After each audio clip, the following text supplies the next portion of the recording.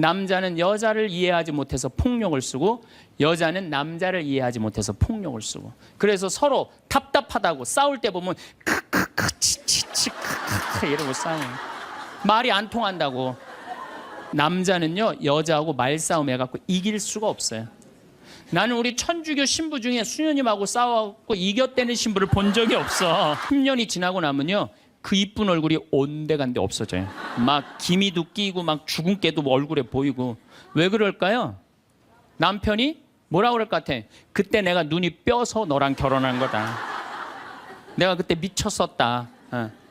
나가 죽어라. 우리 이혼하자.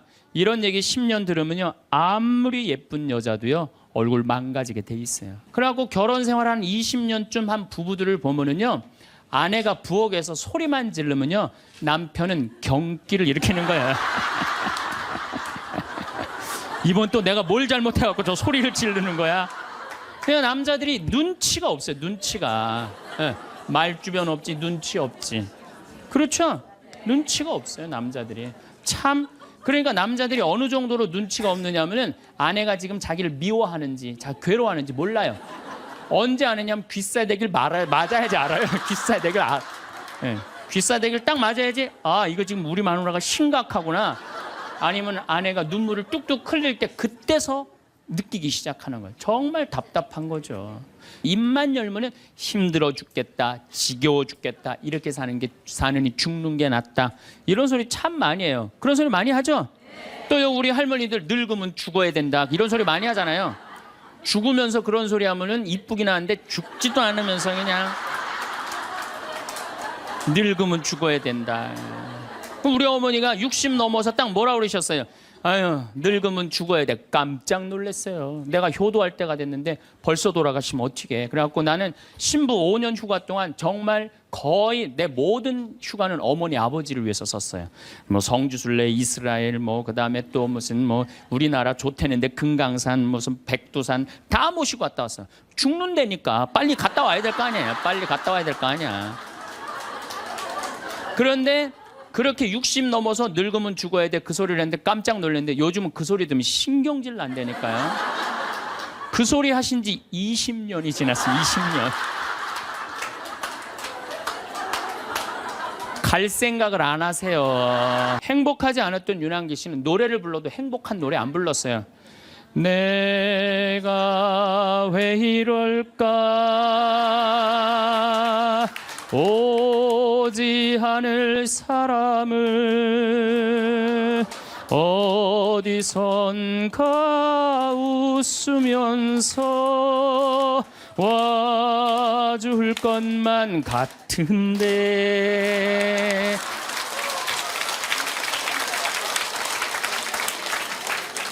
행복하지 않았기 때문에 노래를 불러도 행복한 노래를 안 불렀어요. 처음에는. 차라리 그 사람을 만나지 않았던들 이 고통 이 괴로움 나에겐 없을걸.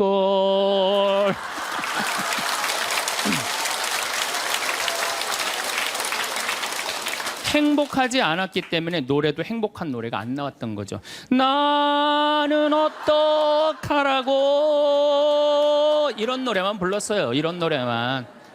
너무합니다. 이것도 김수희 씨가 불렀지만 곡은 윤한기 씨가 쓴 거예요. 황창현 신부님의 행복특강 지금 바로 시작하겠습니다. 영상이 마음에 드신다면 구독, 좋아요, 알림 설정 부탁드립니다.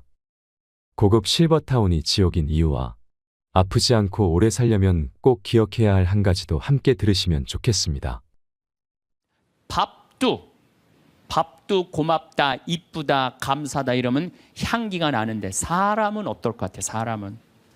내가 혼배를 한 200상, 300상 정도 해줬어요. 200상, 300상 정도 해줬는데 혼배를 할 때 내 느끼는 게 어쩌면 그렇게 신부들이 하나같이 다 이뻐. 안 이쁜 신부가 없어요. 안 이쁜 신부가. 왜 이쁠까요? 남자가 데이트할 때 뭐라 그래? 보고 싶었어. 사랑해. 난 너 없으면 난 안 될 것 같아. 난 너 없으면 죽을 것 같아. 난 네가 원하는 건 다 해줄 수 있어. 말해봐, 원하는 거. 별을 따다 줄까? 달을 따다 줄까?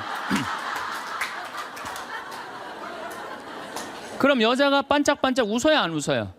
반짝반짝. 그 상태에서 결혼하는 거예요. 그래서 신랑 신부들을 보면 그렇게 예쁘고 잘생겨요. 근데 그렇게 예쁘고 잘생긴 신랑 신부를 혼배를 시켜줬는데 10년이 지나고 나면요, 그 이쁜 얼굴이 온데간데 없어져요. 막 기미도 끼고 막 주근깨도 얼굴에 보이고. 왜 그럴까요? 남편이 뭐라 그럴 것 같아? 그때 내가 눈이 뼈서 너랑 결혼한 거다. 내가 그때 미쳤었다. 나가 죽어라. 우리 이혼하자. 이런 얘기 10년 들으면요, 아무리 예쁜 여자도요, 얼굴 망가지게 돼 있어요. 아무리 예쁜 여자라도. 제가 이렇게 한 50, 60쯤 되신 분들이 그런 게 분명해요. 50, 60 되신 분들 중에 이목구비가 뚜렷하지 않아. 뭐 이쁜 구석이 별로 없는데도 이상하게 이쁜 여자들이 있어요. 이상하게 이쁜 여자들이. 그런 여자들은 어떤 여자들일까요? 남편이 당신 어쩜 가면 갈수록 어쩜 더 이뻐져. 우리 섹시가 세상에서 난 제일 이뻐. 당신 사랑해. 고마워. 이런 얘기 20년 들으면은요, 이목구비가 뚜렷하지 않아도요, 이상하게 이뻐져요. 그런데 쌍꺼풀도 분명하고 코도 오똑하고 입술도 도톰한데 50, 60 되신 분들 중에 무섭게 생긴 분들이 계세요.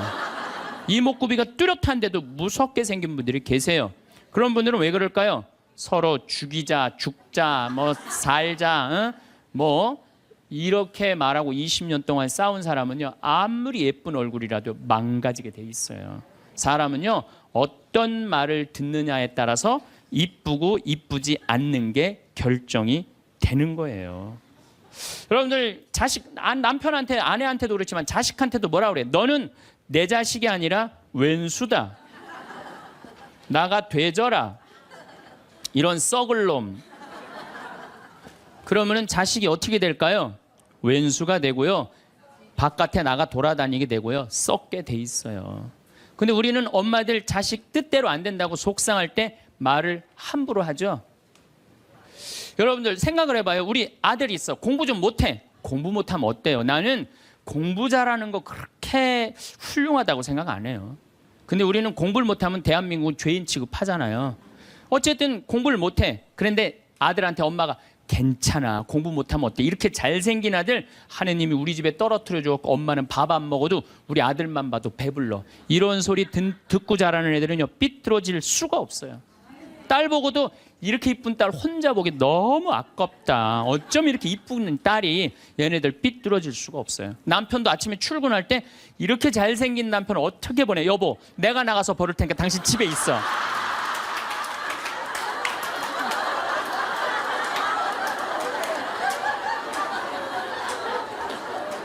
이러면은요, 남자가 돈 벌러 나갈 때 어깨 당당하게 피고 나가요. 근데 남편 출근할 때 뒷꼭지 대고 오늘 그 돈 안 갖고 들어오려면 집에 들어올 생각 꿈도 꾸지 말라고. 그럼 남자는요, 나가서 어깨 피고 돈 못 벌어요. 말에 복이 있는 거야. 말에 복이 있는 거예요. 어떤 엄마가 입만 열면 아들한테 빌어먹을 놈이에요. 빌어먹을 놈. 야, 이 빌어먹을 놈아, 밥 처먹어라. 얘인데 초등학교 1학년 때 반에서 1등을 했어. 근데 엄마가 한다는 소리, 빌어먹을 놈 공부 잘하네? 삶이 힘들었나 봐요. 서울대 법대를 합격을 했어. 그랬더니 엄마가 한다는 소리, 우리 빌어먹을 놈 드디어 큰일 해냈네. 근데 엄마는 그리고 돌아가셨어요. 돌아가셨는데 이 아들이 사법고시를 아무리 봐도 안 되는 거예요. 회사에 원서를 넣어도 안 되고, 선을 봐도 퇴짜 받고, 잘생기고 서울대 법대 나왔는데. 그래서 이상원이라는 그 장명하는 사람한테 가서 물어봤어요. 내 인생이 왜 이러는지 난 모르겠다고. 당신 쭉 살아오면서 무슨 얘기를 많이 듣고 살았느냐? 가만히 생각해보니까 엄마가 입만 열면은 빌어먹을 놈이라고. 그러니까 이 사람은 잘 안 되니까 동료 판사, 변호사, 검사한테 빌어먹기 시작한 거예요. 그게 당신 인생의 몸에 밴 거다. 내가 당신 관상을 보니까 당신은 빌어먹을 놈이 아니라 벌어먹을 상이다. 벌어먹을 상이다. 그래, 내가 왜 빌어먹을 놈이야? 내가 서울대 법대까지 나왔는데. 과외를 시작했어요. 과외를 시작했더니 애들이 너무너무 많이 모이는 거예요. 그래서 학원을 했어요. 학원을 했더니 돈을 너무 많이 버는 거 서울에서. 그랬더니 예쁜 색시가 시집을 오고 지금은 딸 둘을 낳고 행복하게 벌어 먹고 살고 있대요.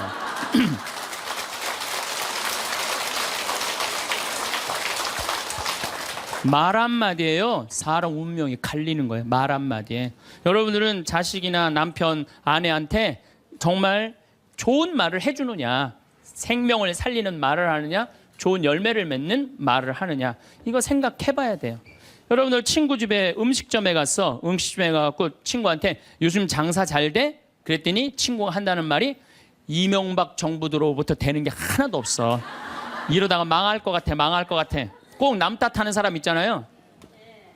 똥파리만 날려, 똥파리만. 근데 또 다른 친구 식당에 갔어요. 그랬더니 다른 친구가 장사 잘 돼? 남들은 힘들대는데 우리 집엔 단골 손님들이 와갖고 내가 매일 가락시장에 가갖고 신선한 재료로 음식을 준비를 해. 자, 다음에 친구들이 야, 너 우리 개 모임이 있는데 동창 모임 있는데 너 좋은 음식점 있으면은 나 안내 좀 해줘라. 그러면 여러분들 똥파리 날리는 집으로 안내할 것 같아요? 신선한 재료로 음식을 준비하는 집으로 안내할 것 같아요? 그렇죠. 말에는요 복이 있게 돼 있어요. 제가 10년 전에 이제 강원도 평창 생태마을을 시작을 했어요. 근데 그때 사실은 주교님께서 저한테 뭐 어느 대학에 교수로 가라고 그랬어요. 근데 나는 교수보다는 평창에 가서 농사 짓고 살고 싶다. 그래서 주교님 명을 거역을 했어요. 지금 생각하면 철없었던 거였죠. 거역을 하고 내가 평창에 들어가서 이제 살기 시작했어요. 평창에 들어가서 살기 시작했는데 주교님이 반대한 거 아니에요. 평창에 가서 사는데 1년에 한 번 이제 주교님한테 신년 하례식 할 때 주교님이 물어봐요. 황 신부 거기 살만해? 너무 행복해요.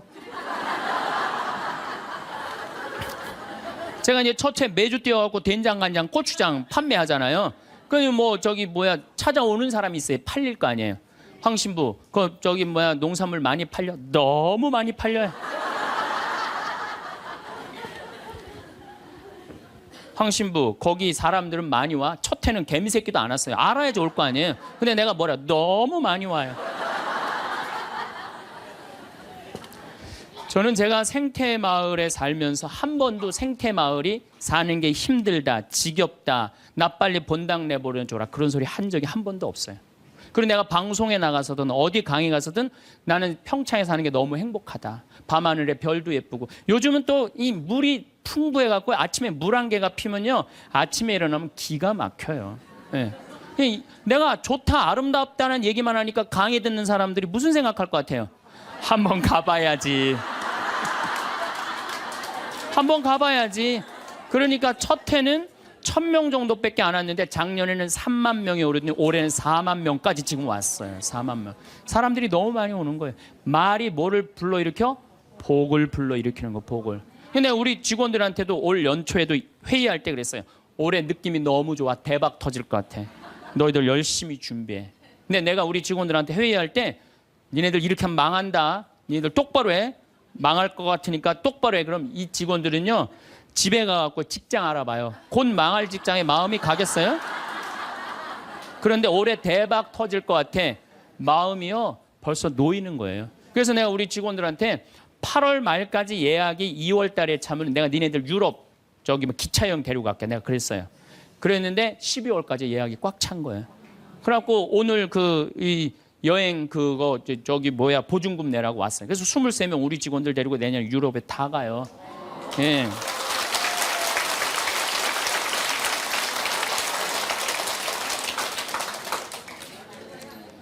제 신조는 그달에 번 건 그달에 다 쓰자. 이게 제 신조예요. 예. 올해 번 거는 올해 다 쓰자. 이게 내 신조예요. 그러니까 내가 행복하다, 많이 온다, 많이 판매된다. 이렇게 말하니까 우리 생태마을이 즐겁고 행복하고 사람이 어제도 250명 다녀왔어. 내일도 또 250명 오고 매일 그냥 내가 외부 강의 나오지 않는 한 안에는 꽉꽉 차는 거예요. 말이 복을 불러일으키는 거야. 말이. 귀향하는 말인데 좋은 말, 행복한 말을 해야 되지 않아요? 근데 우리는 현대인들은 이런 특성이 있어요. 입만 열면은 힘들어 죽겠다, 지겨워 죽겠다, 이렇게 사느니 죽는 게 낫다. 이런 소리 참 많이 해요. 그런 소리 많이 하죠? 또요 우리 할머니들 늙으면 죽어야 된다. 이런 소리 많이 하잖아요. 죽으면서 그런 소리 하면은 이쁘긴 한데 죽지도 않으면서 그냥 늙으면 죽어야 된다. 그럼 우리 어머니가 60 넘어서 딱 뭐라 그러셨어요? 아유, 늙으면 죽어야 돼. 깜짝 놀랐어요. 내가 효도할 때가 됐는데 벌써 돌아가시면 어떡해. 그래갖고 나는 신부 5년 휴가 동안 정말 거의 내 모든 휴가는 어머니 아버지를 위해서 썼어요. 뭐 성주순례, 이스라엘, 뭐 그다음에 또 무슨 뭐 우리나라 좋대는데 금강산, 무슨 백두산 다 모시고 갔다 왔어요. 죽는다니까 빨리 갔다 와야 될 거 아니에요. 빨리 갔다 와야 될 거 아니야. 그런데 그렇게 60 넘어서 늙으면 죽어야 돼 그 소리를 했는데 깜짝 놀랐는데 요즘은 그 소리 들으면 신경질 난다니까요. 그 소리 하신 지 20년이 지났어요. 20년. 갈 생각을 안 하세요. 아버지는 피부가 더 뺑뺑하고 어머니도 더 고와지세요. 그러니까 죽지도 않을 거면서 힘들어 죽겠다, 지겨워 죽겠다, 사는 게 지겹다. 이게 말이 안 된다는 거죠. 복을 차는 거예요. 여러분들 뭐 2년 전인가 우리 서울교구 시각장애우들 100분이 우리 생태마을에 오셨어요. 정말 그분들 기쁘더라고요. 그래서 내가 뭐가 그렇게 기쁘냐 그랬더니 신부님 우린 눈에 뵈는 게 없어서 행복하다고. 눈에 뵈는 게 없어서 행복하다고. 그런데 그분 네 분이 여러분들 제가 시각장애우들이랑 1년을 같이 살았어요. 상계동에서 1년을 살았는데 너무 잘 알아요. 그분들 뭐 젓가락 비비는 거 뭐 노름도 다 해요. 할 거 다 해요. 예, 뭐 별걸 다 하는데 시각이 이게 어렸을 때 열이 너무 나갖고 시각을 잃어버리는 경우 많거든요. 그땐 눈알을 빼요. 이 눈알이 있는 분들이 있고 아예 알을 빼는 분들도 있어요. 근데 이 눈알을 빼면 중증들이에요. 중증들. 눈이 있어도 흐릿하게 보이는 분들도 있어요. 근데 이 눈알을 뺀 내 형제가 우리 생태마을 그 데크 강이 내려다보는 데크에 서서 이렇게 말하는 거예요. 야 베드로야, 내가 50년 동안 우리나라 참 많이 다녀봤는데 이렇게 경치 좋은 데는 처음 본다. 그래서 내가 물어봤어요. 아니 이게 경치 좋은지 당신들이 어떻게 아느냐 그랬더니 신부님 강물 소리 들리지 않느냐. 강물 소리, 새 소리 들리지 않느냐 이거야.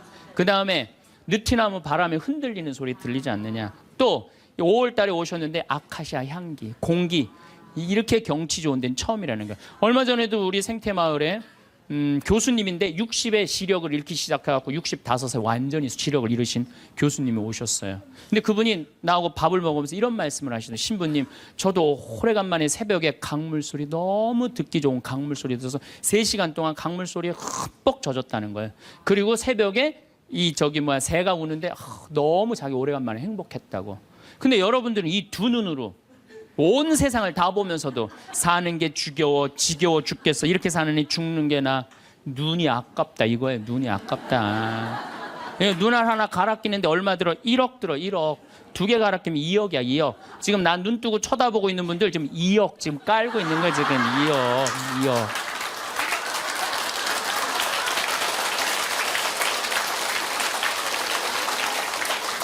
심장 하나 갈아 끼는데 5천, 간 갈아 끼는데 7천, 신장 갈아 끼는데 3천이에요. 그럼 이거 3억 5천이에요. 3억 5천. 여러분들 팔 하나 이거 의족으로 갈아 끼는데 400이에요. 양팔 800, 양다리 1600. 대충 따지면 여러분 한 5억 정도 되는 거예요. 그리고 더욱이 여기 지금 걸어오신 분은요. 적어도 5억짜리로 지금 끌고 온 거예요. 5억을 갖고. 그리고 여러분들 눈, 다리, 손가락, 발가락 다 붙어있는 식구 4명이 밥을 먹으면은요 20억이 앉아서 먹는 거. 20억이 앉아서.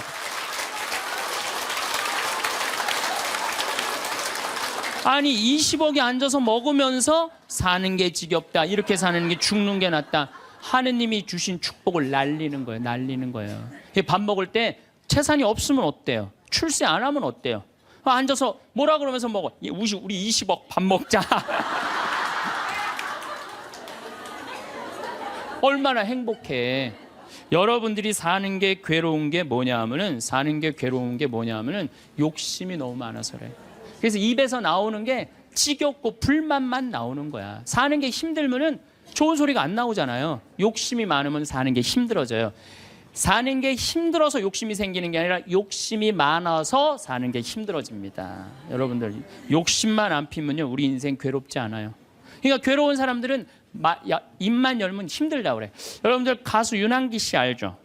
이 윤한기 씨가 사실은 아버지가 아버지가 미 8군에 노래하던 분이에요. 어머니는 무용수였어요. 그런데 아버지가 마약을 하시다가 나중에 폐결핵으로 돌아가세요. 어머니는 무용수 따라다니는데 허리가 잘못돼갖고 또 돌아가세요. 천하에 누구만 남느냐면 윤복희, 윤한기 둘만 남는 거예요. 부모는 일찍 돌아가시고. 그렇게 윤한기 씨 자서전을 읽어보면 너무 배가 고파갖고 해병대 지원해서 갔다는 거 아니에요. 그렇게 힘들고 고통스러웠던 윤한기 씨는 행복하지 않았어요.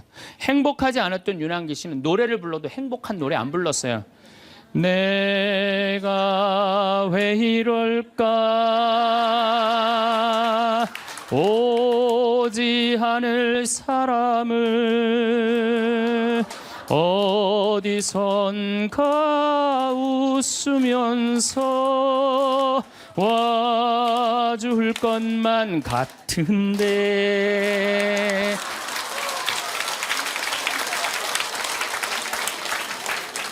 행복하지 않았기 때문에 노래를 불러도 행복한 노래를 안 불렀어요. 처음에는 차라리 그 사람을 만나지 않았던들 이 고통 이 괴로움 나에겐 없을걸.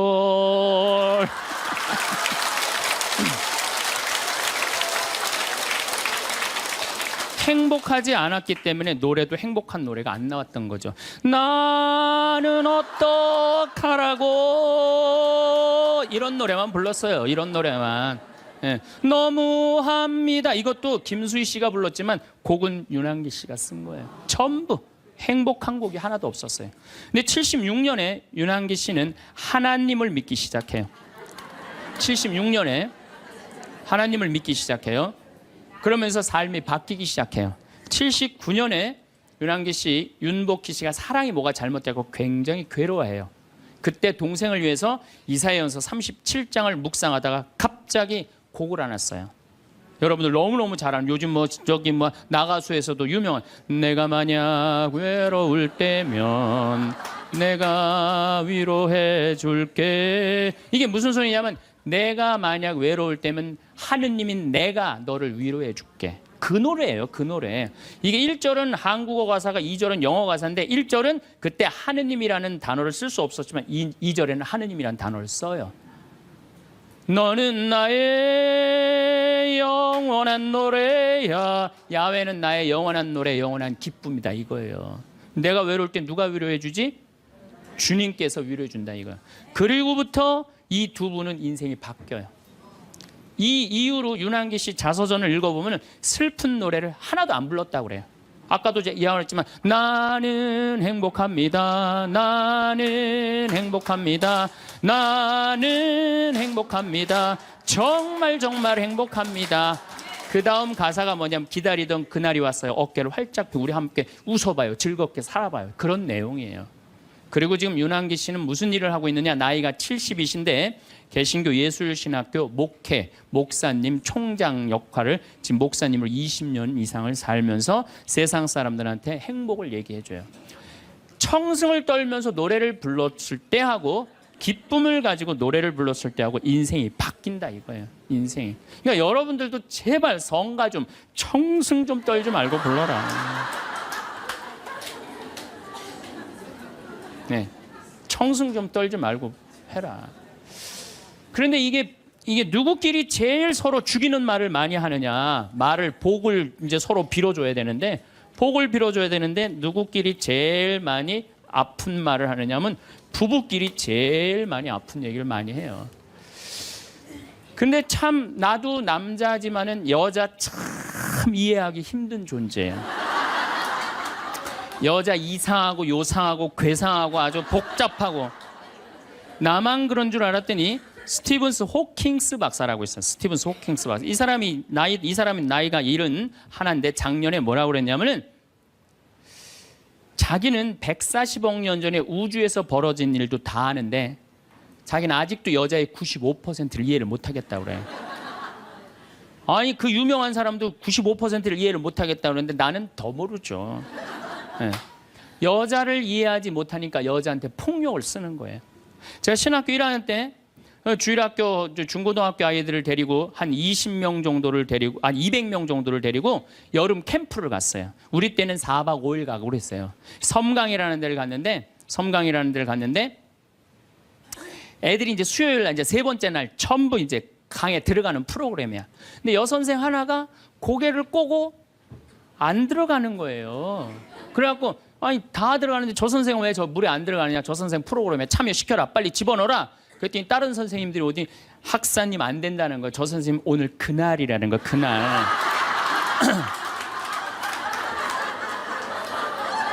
근데 내가 신학교 1학년이 그날이 뭔지 어떻게 알아요? 그래서 내가 물어봤어요. 그날이 뭔데? 아 학사님 오늘 저 선생님 그날이라 안 된다니. 오늘 물에 들어가는 날이지 그날이 뭔데? 그랬더니 어떤 지혜로운 엄마 선생님이 나를 한 군데로 데려가더니 학사님 여자는 한 달에 한 번 매직이 있다는 거예요. 그래서 내가 매직이 뭔데요? 근데 그 엄마 선생님 정말 지혜로웠던 것 같아요. 그 엄마 선생님이 학사님 이 여자는 한 달에 한 번 생리를 하는데 그때 피가 나오기 때문에 물에 들어가면 안 된다는 거예요. 나는 그거 처음 알은 거예요. 처음 알은 거 그때. 그러니까 내가 여자에 대해서 모르니까 여자한테 뭐를 하느냐 하면 폭력을 쓰는 거예요. 폭력을. 근데 이런 일들이 집안에서 수도 없이 일어나요. 남자는 여자를 이해하지 못해서 폭력을 쓰고 여자는 남자를 이해하지 못해서 폭력을 쓰고 그래서 서로 답답하다고 싸울 때 보면 크크크 치치치 크크크 이러고 싸워요. 말이 안 통한다고. 그러니까 여자에 대한 생물학적 특징을 알아야 되고 남자에 대한 생물학적 특징을 알아야 되는데 그거에 대해서 서로 모르는 거예요. 근데 이제는 알아야 돼요. 왜 알아야 되느냐 하면은 옛날에는 남자하고 여자하고 20살에 결혼해갖고 50살에 죽었어요. 남자 여자 20살에 결혼해갖고 애 한 10 낳다 보면요 애 낳다가 죽어요. 남자는 애 키우다 죽어요. 그 갈등이 있을 수가 없어요. 부부라고 그러지만은 한 집에 살지도 않아. 안사람 바깥사람 그러고 그냥 사는 거예요. 근데 요즘은 안 죽어. 100살까지. 남자 여자가 50살서부터 100살까지 서로 이해도 못하면서 한 집에서 50년을 사는 거예요. 서로를 이해를 못하면서.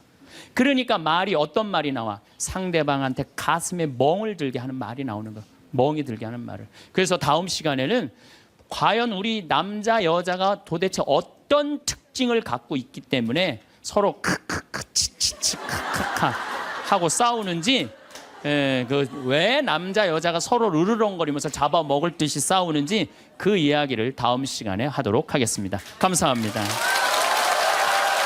참 예수님 네, 지금 생명을 살리는 말씀이라는 주제로 이야기를 나누고 있습니다. 우리 인간은 말이라는 것처럼 중요한 게 없는데 이 말을 잘 사용하느냐 사용하지 못하느냐에 따라서 그 공동체가 행복하기도 하고 그 공동체가 불행하기도 합니다. 내가 또 복을 불러오는 말을 하는 사람이 있고 복을 차는 말을 하는 사람도 있습니다. 그래서 과연 나는 생명을 살리는 말씀을 하는 사람인가, 좋은 열매를 맺는 말씨를 뿌리는 사람인가, 아니면 입만 열무는 기분 나쁘게 하는 말투를 던지는 사람인가, 이 이야기를 나누고 있습니다. 근데 이 부부끼리 가장 많은 상처를 주는 것 같아요. 지난주 끝에도 잠깐 말씀드렸듯이 나도 남자지만 참 여자를 이해하기가 힘들어요. 제가 이렇게 한 2년 전에 제가 위암 수술을 했어요. 그래갖고 이제 이 위를 암 환자들은 온도가 42도가 넘어가면 재발하지도 않고 암이 죽는데요.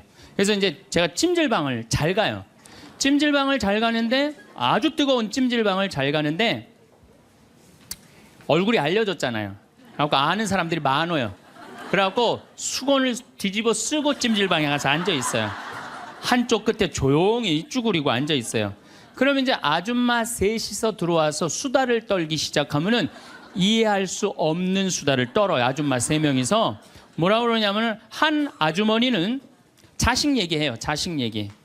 그럼 옆에 아주머니가 자식 얘기하면은 그 자식 얘기를 같이 받아줘야 되는데 옆에 아주머니는 그러거나 말거나 자기는 남편 바람핀 얘기해요. 또 옆에 아줌마는 남편 바람핀 얘기 해거나 말거나 자기는 아파트 산 얘기해요. 주제가 다른 세 가지 이야기를 각자 지치지도 않고 30분 동안 계속 하는 거예요. 이해가 안 되더라고요. 우리 남자들은 정치 얘기를 지금 하고 있는데 아내가 여보 우리 애가 자꾸 속을 썩여 그럼 남자 신경질 부려요. 여보 나 지금 정치 얘기 하고 있잖아 지금. 정치 얘기 끝나면은 그 다음에 자식 얘기해. 남자는 한 번에 한 가지 주제만 얘기를 해요. 근데 여자는 동시에 세 가지 얘기를 동시에 하는 거야.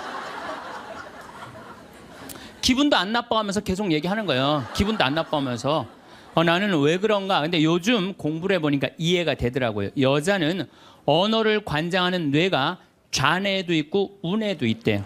머릿속에 말이 꽉 차 있는 거야. 말이 꽉 차 있으니까 말을 해야 돼. 그런데 말은 하긴 해야 되는데 또 들어야 되잖아. 근데 말을 하면서도 귀는 동시에 두 가지를 구분해서 들을 수 있대요.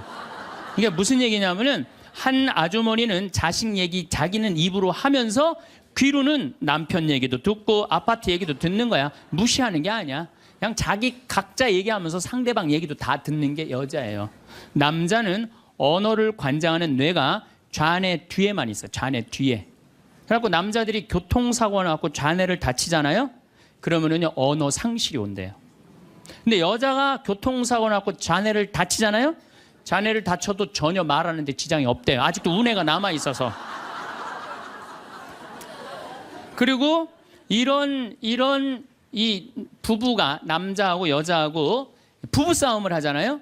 그럼 남자는 또 흥분을 하면 그나마 좌뇌 뒤에 언어를 관장하는 뇌 기능이 없어져 버린대. 흥분하면. 그러니까 아내가 여보 당신 뭐 시집 와갖고 나 손에 물 안 묻히게 해준다 그랬더니 당신 나 얼마나 고생시켰어. 뭐 결혼기념일을 챙겨줬어. 생일을 챙겨줬어. 우리 친정엄마를 챙겨줬어. 나 여행을 보내줬어. 막 따지면은 남편들이 대꾸를 해야 되는데 이게 어디 있는 줄 알아야지. 대꾸를 해야 어디 있는 줄 알아야지. 그리고 대부분의 남자들의 반응이 어떠냐면 그거 30분 동안 계속 어이 하다가 끝나는 거예요.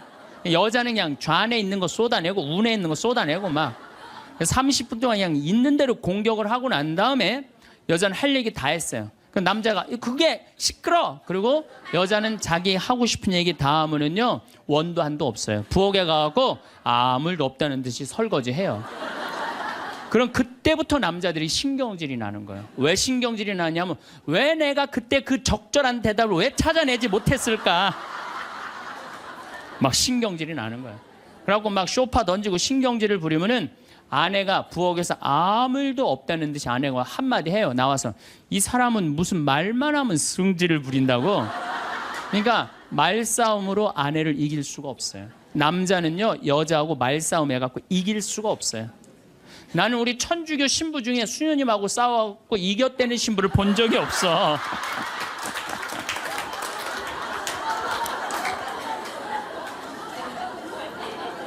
말싸움으로 여자를 이길 수가 없어요. 말싸움으로. 하느님이 창조할 때 남자한테는 너는 하루에 10,000마디만 해라. 10,000마디만 해라. 창조할 때 그렇게 창조하신 거예요. 10,000마디만 하라고. 여자는 하루에 너는 25,000마디 해라. 25,000마디 해라. 그러니까 하느님이 10,000마디만 하라고 창조한 남자는 출근해갖고 직장에 가면 10,000마디 해요. 이 말 저 말 하면은 벌써 10,000마디 끝나. 집에 들어오면 더 이상 말할 수가 없어. 아니 하느님이 10,000마디만 하라고 그래서 10,000마디만 하고 들어온 거야. 집에 들어와서는 더 이상 할 얘기가 없는 거예요. 할 의무 끝냈어. 근데 우리 여기 있는 자매님들도 남편 출근하고 애들 학교 가도 혼자 있으면서도 10,000마디 해요. 멸치 대가리 따면서 너는 어디서 잡혀서 우리 집에 왔니? 꽁치 다듬으면서 너도 어디서 잡혀서 왔니? 그리고 막 텔레비 보면서도 텔레비하고도 얘기해요. 그냥 텔레비하고도 얘기해요. 막 텔레비하고도 얘기하고 그렇게 10,000마디 해요. 10,000마디 하고 저녁에 이제 몇 마디가 남았냐면 15,000마디가 남은 거야. 이 15,000마디를 누구하고 하고 싶으냐면 남편하고 하고 싶은 남편. 그래갖고 저녁 차려주고 남편한테 여보 그 옆집 여자 말이야. 오늘 저녁에 같이 저녁 찬거리를 사러 시장에 나갔는데 그 여자는 김치찌개 거리를 돼지고기 한 근만 사면 되는데 5근이나 사고 정신 나간 여자야. 그러니까 그냥 살림이 그 모양 그 모양이지. 이랬는데 남자는 이미 더 이상 말하기 귀찮은 거예요. 그래서 남편이 한마디 해요. 쓸데없는 소리 하지 말고 부엌에 가서 국이나 더 떠오라고. 그럼 여자는 미치는 거예요. 아직도 15,000마디가 남아있는데 국 떠오라고 그러면 미치는 거예요. 근데 저도 이 말에 저도 동감을 해요. 왜냐하면 저는 만마디만 하게 창조된 인간이잖아요. 그런데 나는 이렇게 강의를 하면 10만 마디를 해요. 10만 마디. 10만 마디라니까 사실은 난 사제관에 우리 생태마을에서 강의하고 사제관에 딱 밥 먹으러 저녁에 내려가잖아요. 한마디도 하기 싫어요. 한마디. 근데 우리 밥 해주는 자매님이 밥하고 난 다음에 뭐 이런저런 얘기할 거 아니에요. 뭐 개도 내가 5마리 키우니까 개 얘기도 하고 뭐 어쩌면 대꾸하기가 싫은 거예요. 그래서 한동안 대꾸를 안 했어요. 대꾸를 안 하니까 굉장히 기분이 나쁘잖아요. 신부님이 대꾸를 안 하니까 안 되겠더라고요. 그래서 하루는 불러서 내가 얘기를 했어요. 남자는 하루에 10,000마디만 하게 창조됐는데 내가 10만 마디를 한다. 그래서 나는 정말 대꾸하기가 싫다. 한마디도 하기 싫다. 그냥 밥만 먹고 싶다. 나한테 앞으로 말 시키지 말아라. 제가 얘기를 했어요. 얘기를 했는데도 그래도 우리 자매님도 여자인지라 말을 하잖아요. 그럼 막 말을 하는데 내가 얘기했는데 말하니까 신경질을 나잖아. 내가 인상을 딱 쓰면은 자매님이 한마디예요. 신부님 대꾸하라는 게 아니야. 그냥 나 떠드는 거니까 그냥 밥만 먹으라는 거야.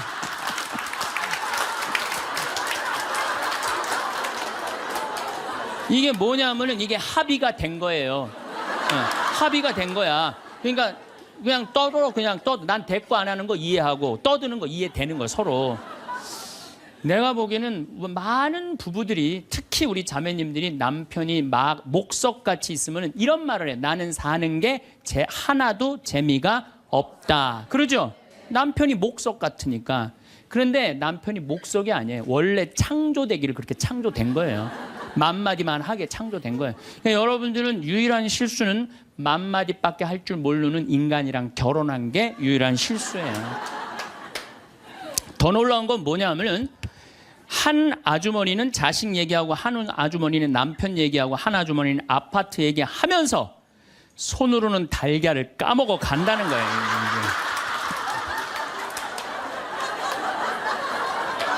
아, 이 뭐 대단하지 않아요? 달걀. 여러분들 남편한테 이번 추석 때나 뭐 어느 때 한번 시켜보세요. 달걀 좀 까줘 그러면 남편은 어떻게 하는 줄 알아요? 달걀만 까요. 그것만 쳐다보고. 그 말 시키면 남편이 뭐라 그래요?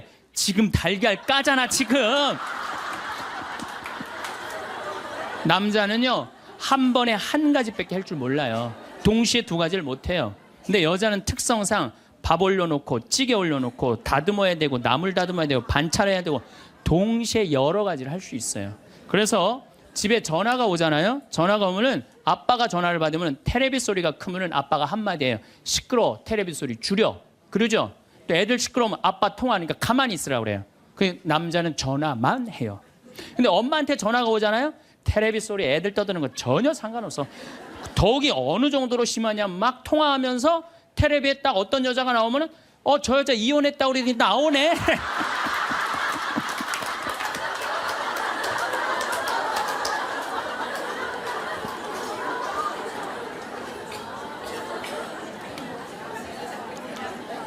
이게 무슨 얘기냐면은 언어에 있어서 여자가 남자보다 뛰어납니다.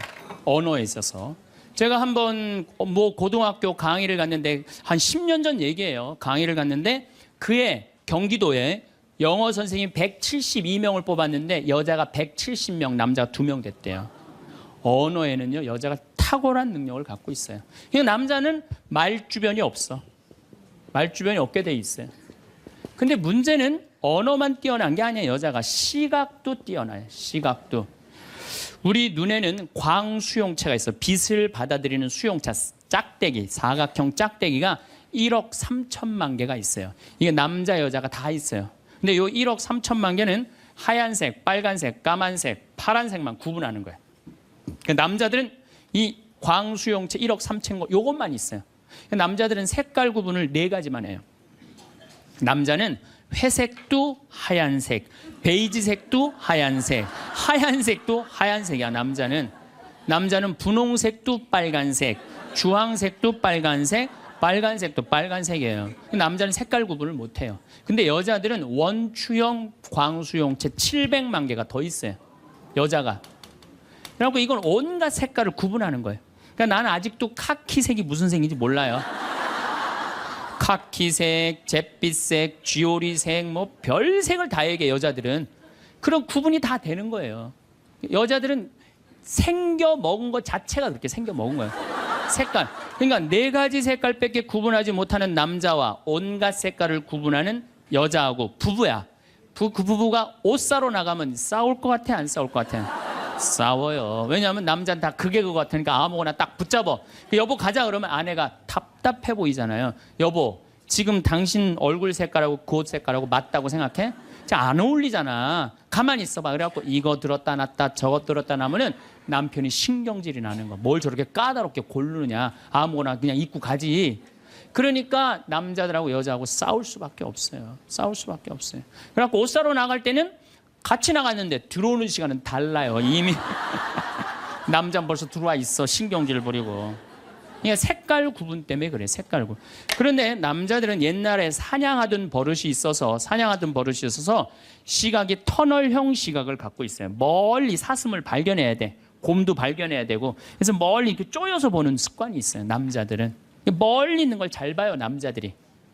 그런데 요즘 남자들이 사냥을 해요, 안 해요? 안 해요. 그러니까 쪼여 보는 습관은 있는데 사냥을 안 하니까 요걸 남자들이 어디다 쓰냐면 잔치집에 가면은 이쁜 여자가 있으면 그걸 쪼여서 봐요.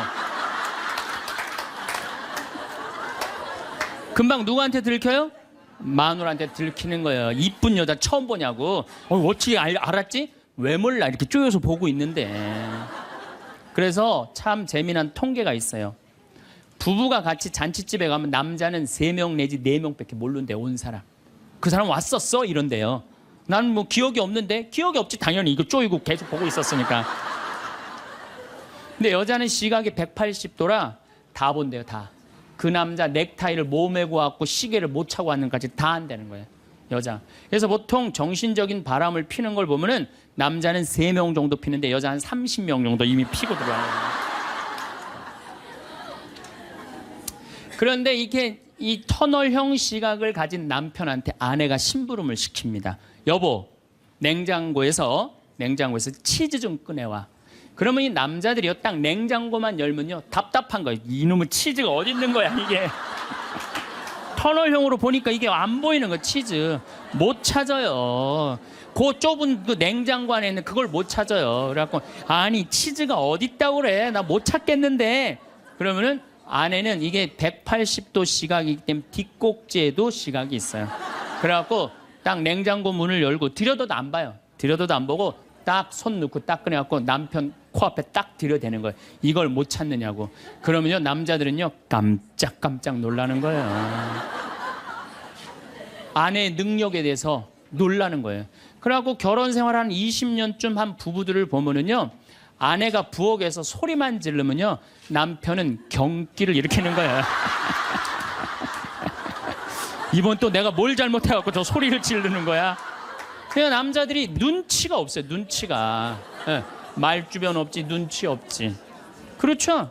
눈치가 없어요 남자들이.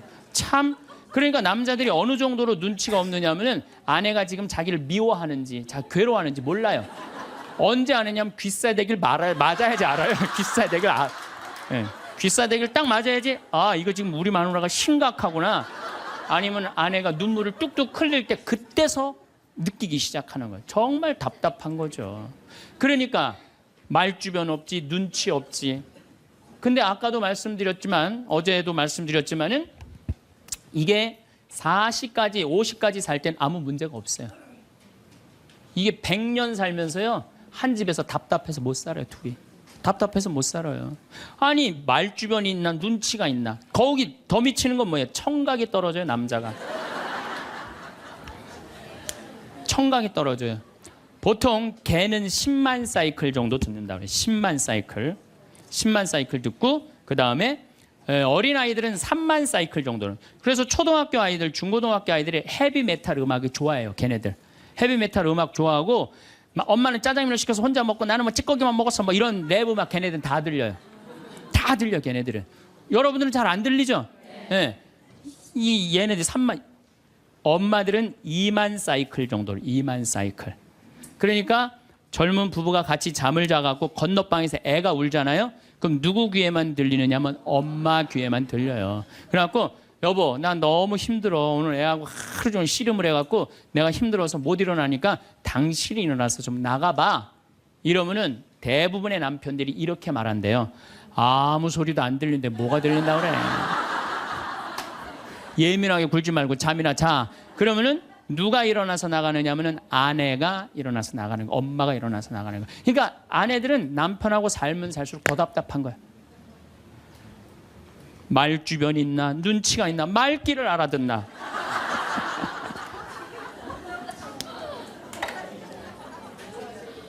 그러니까 이제 한 집에서 할아버지하고 할머니하고 한 집에서 사는 할머니 할아버지야. 할아버지가 이제 저녁 국을 못 끓였는지 너무 궁금한 거야. 그래서 안방에서 할머니한테 여보 마누라 오늘 저녁 국 못 끓였어? 근데 부엌에서 딸그락 딸그락 소리는 들리는데 대답이 없는 거야. 이놈의 마누라가 날 또 무시하는구나. 이번엔 또 거실에 나가고 또 한번 물어봐요. 이놈의 마누라 저녁 국 못 끓였냐니까 왜 대답이 없어? 아 근데 딸그락 딸그락 소리는 들리는데 또 대답이 없는 거야. 너무 화가 난 할아버지가 이번에는 부엌에 가갖고 이놈의 할망구야. 저녁 못 끓였는지 내가 3번이나 물었는데 대답을 안 하냐고. 사람 말이 말 같지 않으냐고. 그러니까 할머니가 눈을 동그랗게 뜨고 하는 말이 내가 콩나물국이라고 3번 얘기했잖아.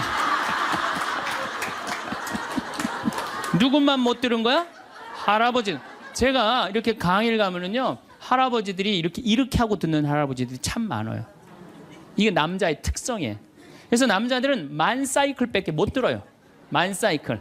그래갖고 남자들은 음악을 빠른 음악 들으면 다 시끄럽다고 그래. 다 시끄러워. 시끄러우니까 끄라고. 그저 남자한테 음악이라고 그러는 건 꿍짝짝 꿍짝짝 어머나 어머나 이러지 마세요. 이런 음악만 음악이에요. 남자는. 그래서 30대 40대가 넘으면 트로트를 좋아할 수밖에 없어. 남자들은. 빠른 음악을 안 들리니까. 한 28,000 저 사이클 정도가 보통 우리 음악에서 나오는 헤비마트 음악이거든요. 그러니까 못 듣는 거예요. 그 다음부터는. 그러니까 말귀 못 알아듣지, 눈치 없지, 말 주변 없지. 자, 요즘 어떤 할아버지가 할머니하고 같이 한 집에서 사는데 그런 거예요. 이제 냉장고가 고장이 났고 애프터 서비스를 불렀어. 애프터 서비스를 딱 불렀는데 애프터 서비스 하고 난 다음에 갔어. 근데 요즘은 참 대한민국이 애프터 서비스 끝나고 나면은 고객센터에서 전화하잖아요. 고객님 매운 만족하십니까? 보통 만족하십니까? 저 설문조사를 하잖아요. 근데 이게 또 할아버지가 전화를 받았네. 아 냉장고 고쳤는데 이제 애프터 서비스라고 전화를 했는데 애프터 서비스 센터에서 전화했다 그러니까 뭘 또 애프터 서비스를 해주느냐? 그래갖고 뭐라고 그러니까 할아버지가 할머니한테 그런 거야. 여보 마누라 요즘 이상해. 냉장고 고쳤는데도 뭐 매운 만두 먹을래요? 보통 만두 먹을래? 그렇게 물어보는데 말귀를 못 알아들어요. 말귀를. 그러니까 60이 넘어가기 시작하면 할머니들 목소리가 커지기 시작해요. 막 할아버지한테 막 소리 지르는 거예요. 소리 지르는 이가 말귀를 못 알아들으니까 소리를 지르기 시작하는 거예요. 점점 나이 먹으면 할머니들은 거칠어지고 그러니까 말귀를 못 알아들으니까 기억력까지 떨어지게 돼 있어. 동시에. 그러니까 어떤 할머니 할아버지가 또 한 집에서 살면서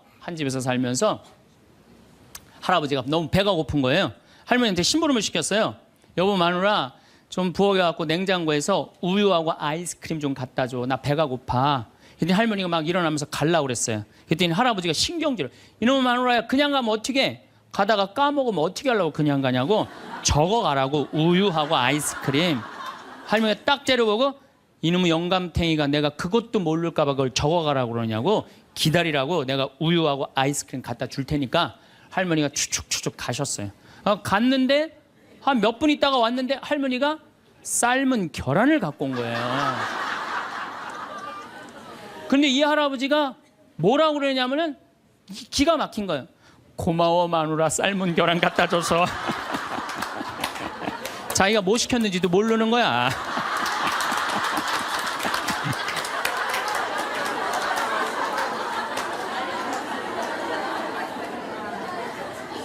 자, 여러분들 남자하고 여자는 이렇게 달라요.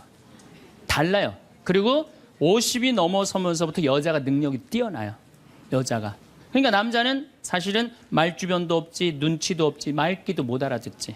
여기 지금 형제님들 몇 분 오셨는데 내가 60 넘어갔고 100살까지 집에서 안 쫓겨나고 살 수 있는 비법이 하나 있어요. 내가 마누라 옆에서 붙어서 사는 비법이 하나 있어. 내가 그거 비법을 알려드릴 테니까 여기 형제님들 내가 알려주는 대로 사시면 돼요. 그저 비법이라는 건 뭐냐면은 마누라가 시키는 대로 하고 사세요.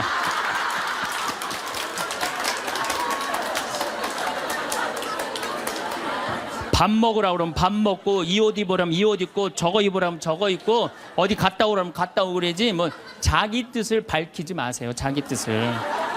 그래야지 안 쫓겨나고 살 수 있어요. 시키는 대로 하고 살면 돼. 시키는 대로.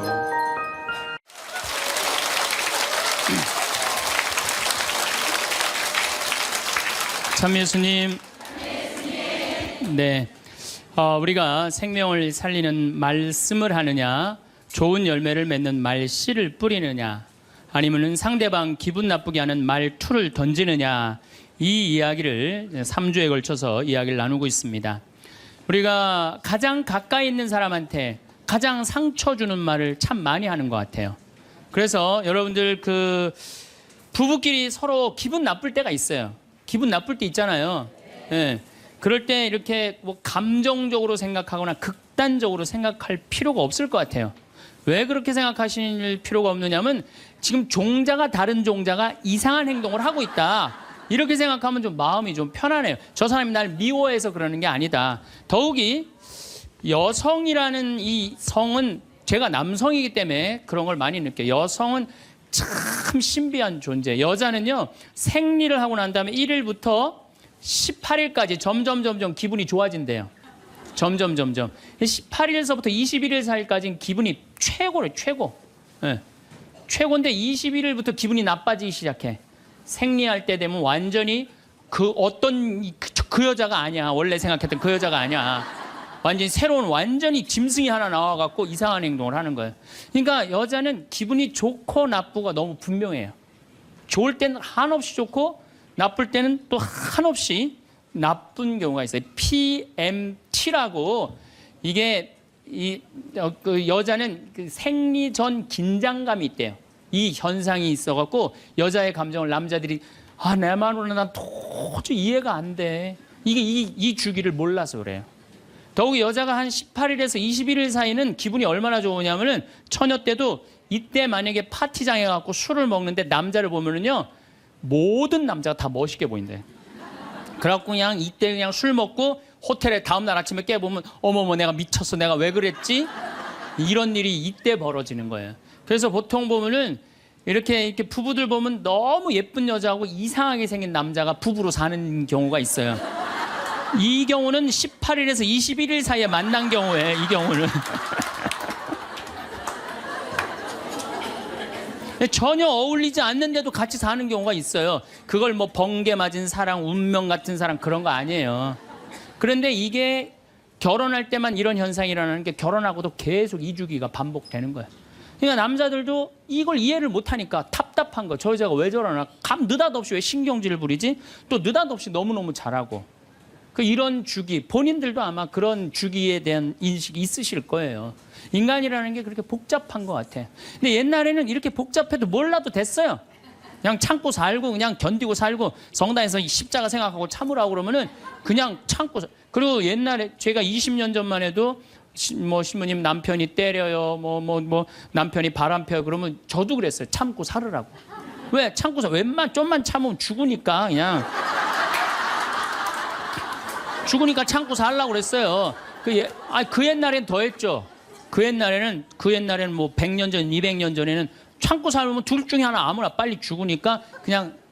근데 요즘은요, 한 40살 된 사람이 남편이 때려요, 바람 펴요, 빚만 만들어놔요 이러면요, 참고 살라고 얘기하기가 참 두려워요. 왜냐하면 참고 100년을 더 살아야 되는데, 그거는 또 다른 형벌이거든요.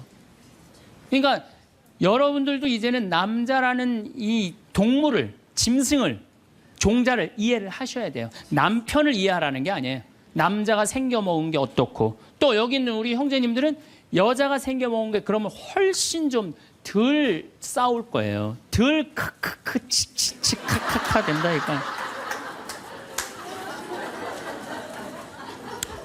그런데 이제 부부끼리도 서로에 대한 이해가 필요하지만은 여러분들 자녀에 대한 이해가 필요합니다. 자녀를 이해하셔야 돼요. 그리고 자녀하고 대화를 해야 돼요.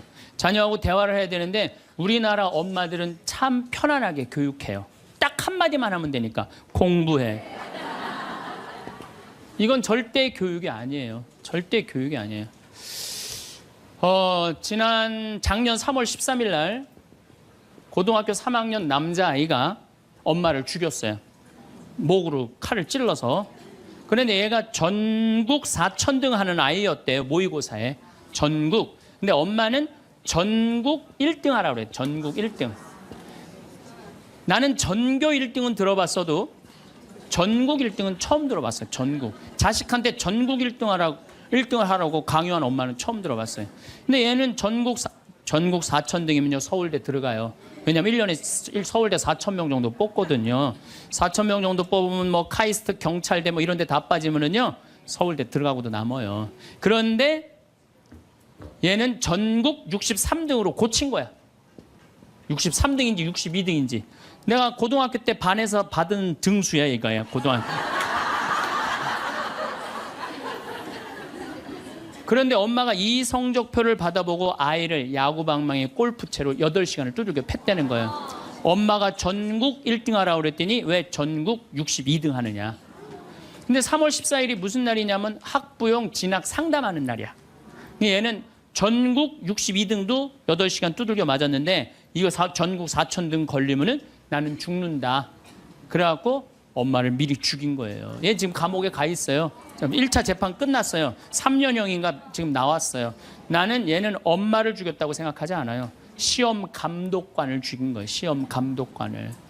근데 우리는 자녀들한테 공부하라는, 왜 공부해야 되는지, 인생에 대한 철학, 삶의 진리 이런 얘기 전혀 하지 않아요. 그냥 무조건 공부하라. 무조건 공부하라 그래. 그러니까 애들이 왜 공부해야 되는지도 모르고 부모가 하라고 그러니까 지겨워도 하는 거예요. 그러니까 부모가 지겨운 거예요. 부모가 지겹고 부모하고 말을 섞기 싫고.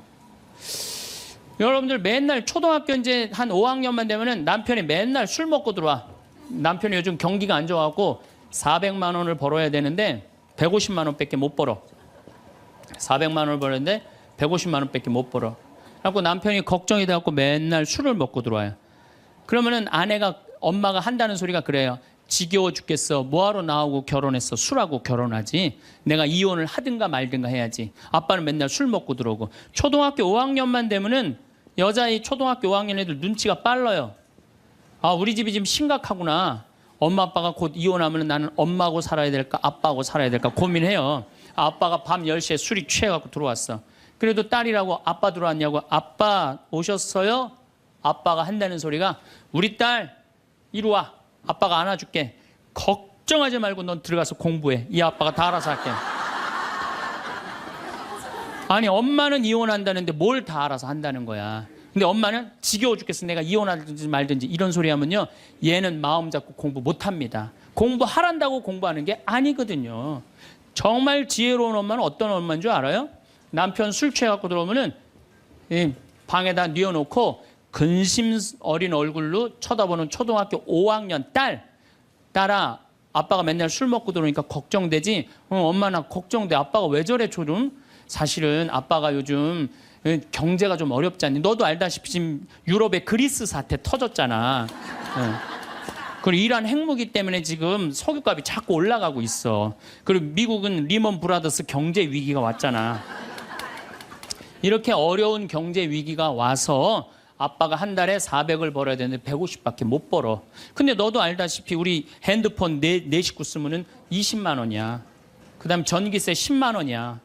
그다음에 아빠 차 운행하고 우리 버스 타고 전철 타고 다니는 거 30만 원이야.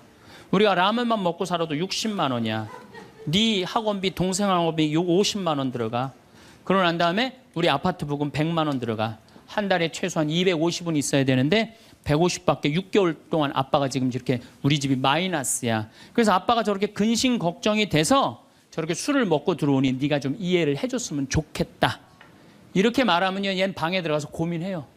우리 집을 위해서 내가 도대체 뭘 해야 될까 고민해요. 그런데 우리는 자녀들한테 이런 얘기 일체하지 않아요. 일체하지 않고 너는 들어가서 뭐 하라고 그래?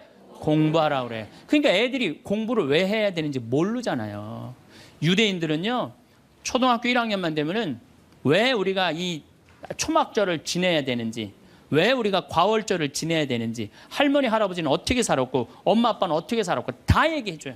그러니까 우리나라 애들은, 이스라엘 애들은 초등학교 1학년 때부터 철드는 거예요. 우리 역사, 이런 역사 안에서 내가 살아가야 되는구나. 제가 지난 3월 달에, 내가 이제 다음 겨울에 저기 12월 달에 그 강의를 이제 말씀을 드릴 거예요. 3월 달에 이스라엘에 초청을 받아서 갔다 왔어요. 근데 마침 내가 그 사막 체험을 했는데, 그때 이스라엘의 영재 아이들이 거기 왔었어요. 천재 아이들이죠. 근데 이스라엘은 고등학교 3학년 18살만 되면요, 무조건 군대 가야 돼요. 3년. 남자고 여자고 다 3년. 근데 걔네들이 전부 다 의대 합격한 애, 공군사관학교 합격한 애, 다 그런 애들이야. 그래서 내가 물어봤어요. 니네들은 18살만 되면은 군대를 간다는데 너희들 정말 군대 가고 싶느냐? 내가 물어봤는데 걔네 눈빛이 반짝반짝 그러면서 나는 이 나라를 위해서 가겠다는 거예요. 그리고 그냥 가는 것도 아니고 반드시 가고 난 기쁘게 가겠다는 거예요. 얘네들은 역사, 의식, 가정의식 다 있는 거야. 그러니까 우리나라 애들은 20년 동안 역사 얘기도 안 듣고 사람 살아가는 도리 얘기도 안 듣고 무조건 뭐만 하라고 그래? 공부만 하라고 그래. 제가 얼마 전에 내 친구의 친구가 세상을 떠났어요. 근데 그 세상 떠난 사람 여자예요. 근데 고등학교 2학년 딸이 있고 대학교 1학년 아들이 하나 있는 거야. 그런데 이 엄마가 딸을 깨워야지 딸은 일어나서 학교를 가는 거예요. 근데 10시가 됐는데 엄마가 안 깨운 거야. 엄마가 왜 나를 안 깨웠지? 10시가 됐는데 부엌에 가보니까 심장마비로 죽은 거예요. 심장마비로 죽었는데 아들이 이제 올라왔죠. 지방대학 다니면서. 아들이 올라왔는데 아들이 장례 때 하나 울질 않더래요. 우리 친구가 가서 보니까. 그리고 그냥 슬퍼하질 않더래요. 그런데 장례하는 날 아빠한테 그러더래요. 아빠, 나 내일 MT가 있는데 나 그거 꼭 가고 싶은데 나 어떻게 하면 좋으냐고. 나 내일 MT 가게 해달라고 그러더래요. 철이 안 들은 거죠. 그런데 여러분들, 얘가 철이 왜 없을까요? 누가 이렇게 철없이 키웠을까요?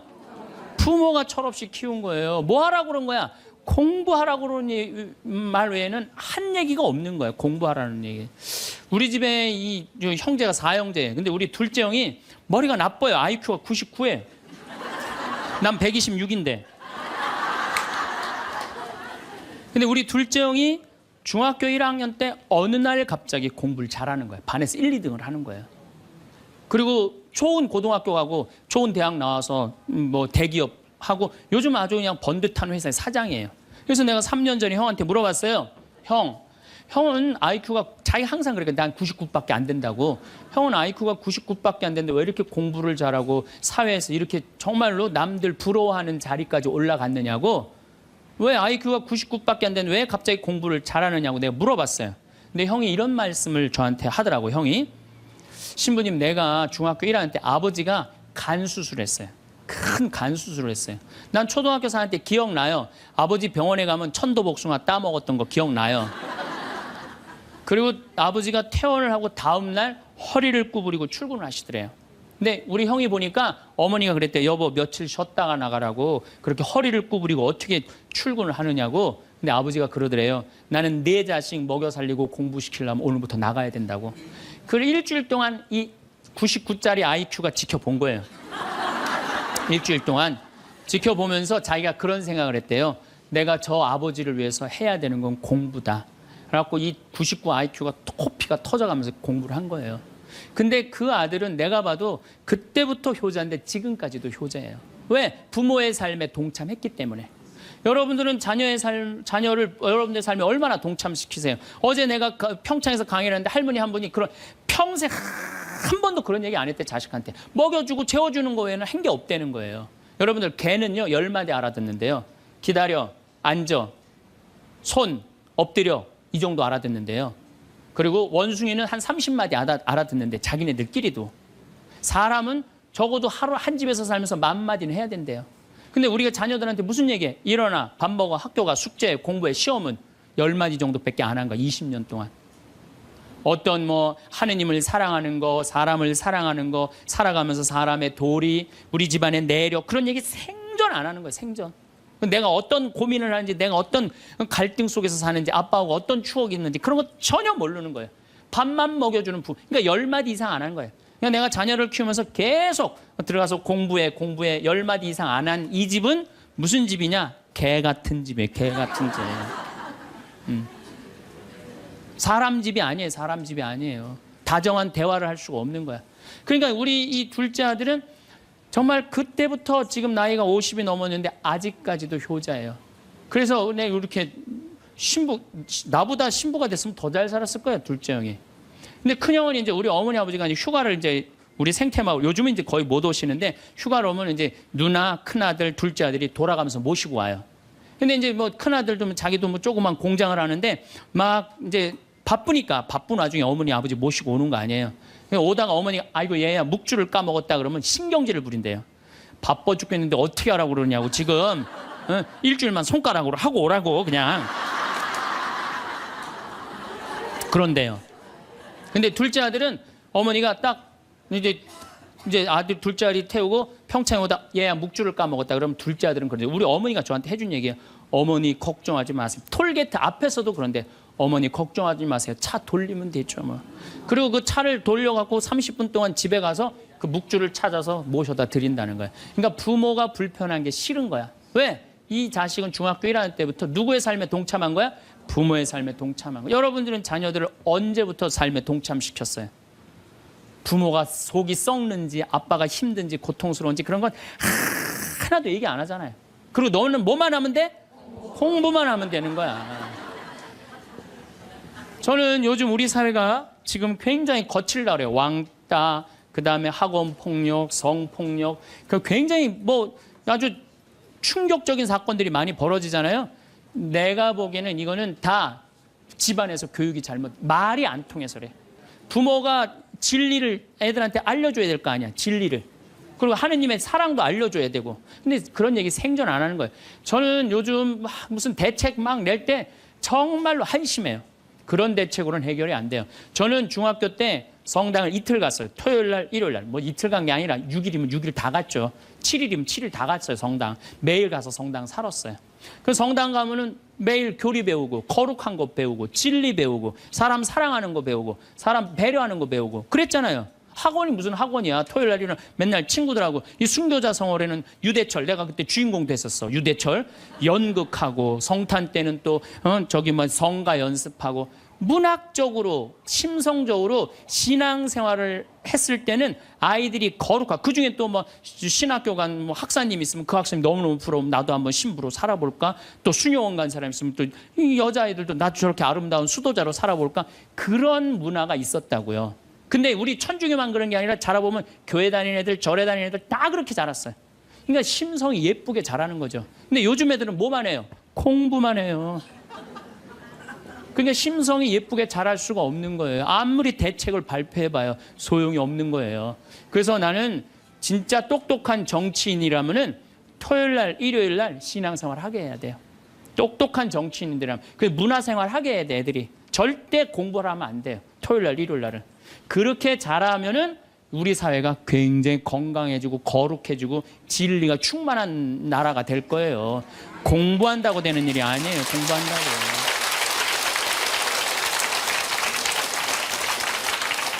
그러니까 자식들하고 대화를 하려고 해도 대화를 해본 적이 있어야지 대화를 할 거 아니야. 공부하라는 말 외에는 해본 적이 없는데. 그래서 엄마 명동에 어때? 좋았어? 좋았어. 어떻게 좋았어? 그냥 좋았어. 넌 들어가서 빨리 공부해. 자, 그렇다면은 내가 어떻게 하면 대화를 잘할 수 있을까? 말을 잘할 수 있을까? 첫 번째, 들어라. 우리가 이게 부족해요. 듣는 게 부족해. 우리나라 사람들이 듣는 게 부족해. 제가 평택에서 본당 신부할 때 교우가 한 5,000명 됐었어요. 본당 신부 혼자 하는데 하루에 고해성사를 200명, 300명이 보는 거예요. 너무너무 힘든 거야. 그러니까 내가 주일날 막 교우들이 1분 이상 고해를 하면 막 신경질이 나는 거야. 그러니까 할머니들이 그냥 신부님 내가 6.25 때 시집 와갖고 그냥 독자 집에 시집을 왔는데 아들을 하나 낳았어요. 아들을 하나 낳았는데 그놈이 독자라고 내가 너무 오냐오냐 해서 키우다 보니까 이놈을 장가를 보냈는데 이놈이 이혼을 해갖고 손자를 나한테 맡겨갖고 내가 지난주에 그 손자 찾으러 다니느냐고 주일미사를 빠졌어요. 아, 주일미사 빠졌는데 왜 6.25 전쟁부터 시작을 해. 그래서 내가 그래요. 저 교우들한테 항상 교육할 때 죄는 간단히 죄 진 것만 얘기해라. 과정은 설명하지 말고. 그러니까 참 교우들도 죄 결론만 얘기하는 게 참 답답할 거 아니야. 고해소에서 그 답답한 속을 털어놔야 되는데 신부님은 막 200명, 300명 주름 기다리고 있고. 근데 내가 능평이라는 데 본당 신부를 딱 갔는데 교우가 500명이야. 딱 10분의 1이야. 고해소에 들어가고 성물돌 끝났는데도 들어오는 사람이 아무도 없는 거야. 너무 심심한 거예요. 그래갖고 이제 고해소에 딱 들어오면 너무 반가운 거예요. 그래갖고 신부님 저 시어머니를 미워했어요. 그럼 평택에서는 4계명 부모에게 효도하라고 그랬는데 미워하면 안 된다. 예수님이 십자가 생각하고 시어머니한테 잘해라. 딱 간단해. 그렇게 했는데 능평에서는 이 자매 나가면 이제 아무도 안 들어오니까 이 자매 나가면 아무도 안 들어오니까 내가 뭐라 그러냐면 왜 시어머니를 미워하는데요?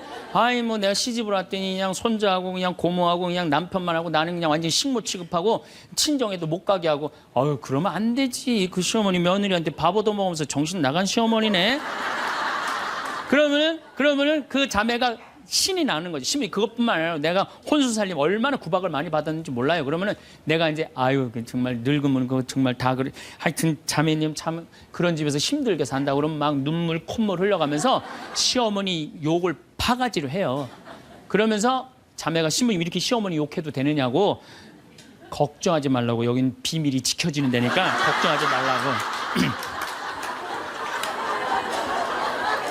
한 20분 정도 막 시컷 시어머니 욕하면은요 대부분의 며느리들이 뭐라 그러냐면 신부님 꼭 시어머니가 있어서 불편한 것만은 아니에요. 시어머니가 애도 봐주고 반찬도 이런 거 저런 거 해줄 때는 난 너무너무 좋아요. 그런 것도 있어요. 예. 신부님 이번 사순절을 맞이해서 내가 우리 성가정 만들려니까 내가 시어머니한테 내가 잘할게요. 뭐 잘하면 좋죠. 반찬도 맛있게 하고 한 번 더 웃으면서 얘기할게. 훌륭하십니다. 나는 한 게 아무것도 없어. 그러느냐고. 그러면 자기가 고해하고 자기가 훈화하고 자기가 보속하고 자기 결심까지 다 하기가 나가. 말은요 들어주기만 하면 돼요. 여러분들 친구들하고 뭐 좀 상담할 때 지적질할 필요 하나 없어요. 나이 50, 60 넘어갖고 너 그러니까 네가 그 꼴로 사는 거야. 그러면 자기 속 얘기하는 사람이 너 그러니까 그 꼴로 사는 거야. 그럴 때 맞아. 내가 그래서 내가 이 꼴로 사나 보다. 그럴 것 같아. 기분 나빠할 것 같아요. 당연히 기분 나빠하죠. 당연히. 우리 집에 많은 그 중고등학교 학교 다니기 싫어하는 애들을 데리고 와요. 요즘 내가 바빠서 거의 상담을 못 하는데 데리고 오면은 얘가 학교를 안 간다는 거예요. 중학교 2학년, 3학년 애가 학교를 관두겠다는 거예요. 그러면 내가 많은 경우 상담을 하면은 거의 90%는 그랬던 것 같아요. 너 학교 많이 다니기 싫으니? 네, 다니기 싫어. 그럼 관둬. 뭐 다니기 힘들고. 신부님한테 다니라고 설득하러 데리고 왔는데 신부님이 뭐라 그래? 나는 이제 그렇게 마음 먹고 애가 오는 거예요. 저 엄마가 날 저기까지 데려간 거는 나를 학교를 다시 다니게 설득을 시키려고 저 신부를 만나게 해주는구나. 근데 내가 관둬. 뭐하러 다녀? 내가 엄마한테 자세히 얘기해 줄 테니까 너 관둬. 근데 왜 다니기 싫은데 이거 이유가 뭐야? 그럼 공부도 따라가기 힘들어. 그래, 맞아. 한번 따라지면 그거 못 따라가. 너 있잖아. 너는 머리로 살 놈이 아니라 내가 보기엔 몸으로 살 놈이다, 너. 너 우리 생태마을에 와갖고 농사나 져라. 그러면 이제 자기 친구 얘기, 부모한테 섭섭한 얘기 다 해요. 그럼 얼마나 힘들었겠니? 그거 너 수업 시간에 조는 이유가 있지.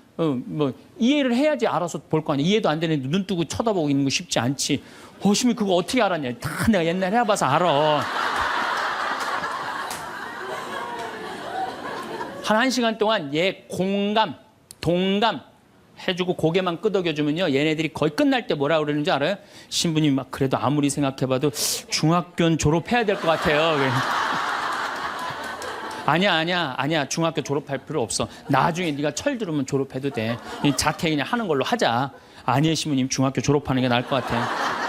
그래? 그러면 가서 한번 다녀봐. 다니다 힘들면은 꼭 나한테 얘기하면 내가 꼭 엄마한테 얘기해 줄게.